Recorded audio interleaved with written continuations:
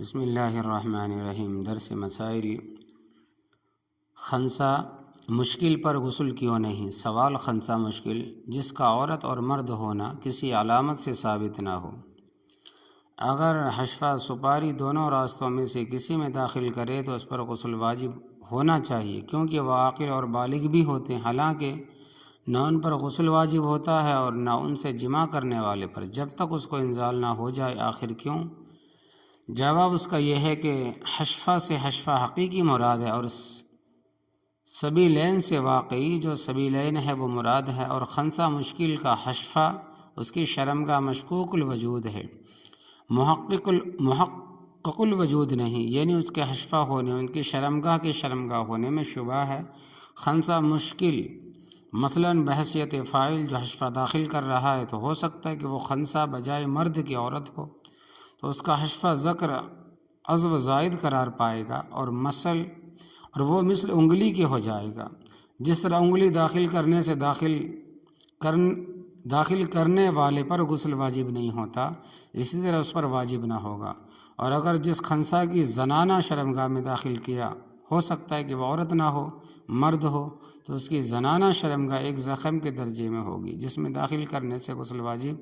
نہیں ہوا کرتا، تو اس طرح دونوں میں کسی پر غسل واجب نہیں ہوگا جب تک کہ منی نہ نکلے۔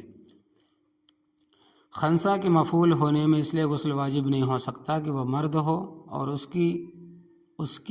زنانہ شرمگاہ بمنزل زخم قرار پائے، اور زنانہ شرمگاہ کی قید لگانے سے یہ معلوم ہوا کہ اگر کوئی حقیقی مرد خنثی تک کے پیچھے کے حصے میں واقعی اپنا اعلی تناسل ذکر یعنی کہ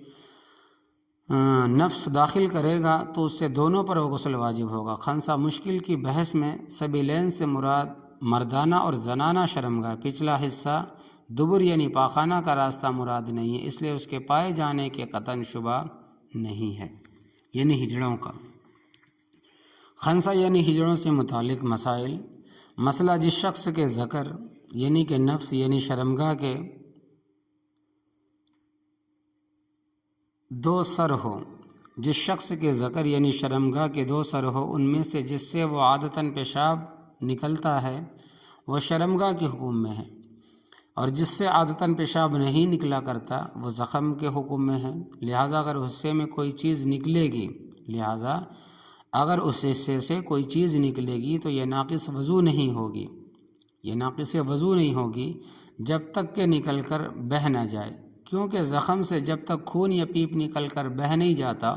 اس وقت تک وضو نہیں ٹوٹتا۔ اور یہ جو کہا گیا ہے کہ جس شخص کی شرمگاہ کے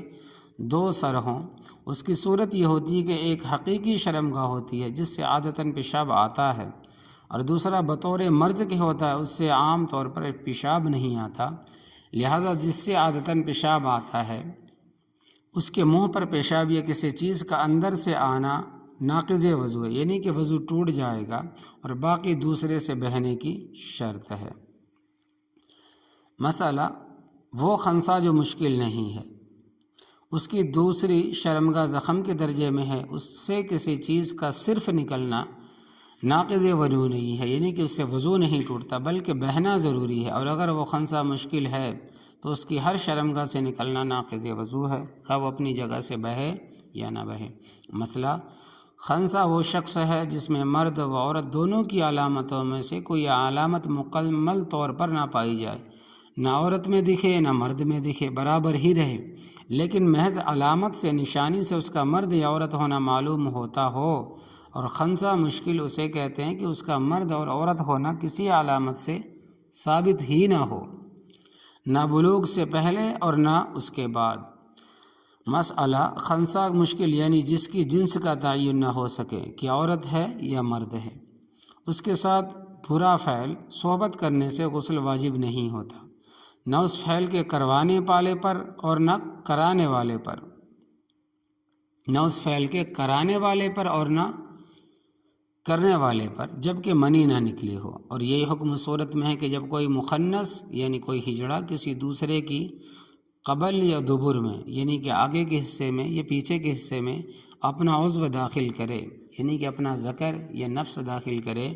یعنی کہ دونوں میں کسی پر غسل واجب نہیں ہے، لیکن اگر وہ شخص جو مخنث نہیں ہے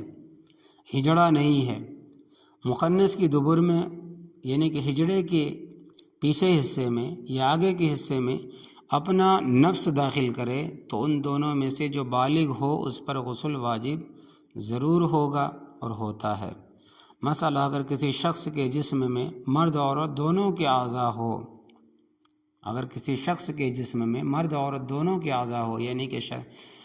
عورت والا شرمگاہ بھی ہو اور مرد والا ذکر بھی ہو، اور اس کا مرد ہونا متعین نہ ہو تو اس کے جس عضو سے ہوا نکلے تو وضو ٹوٹ جائے گا۔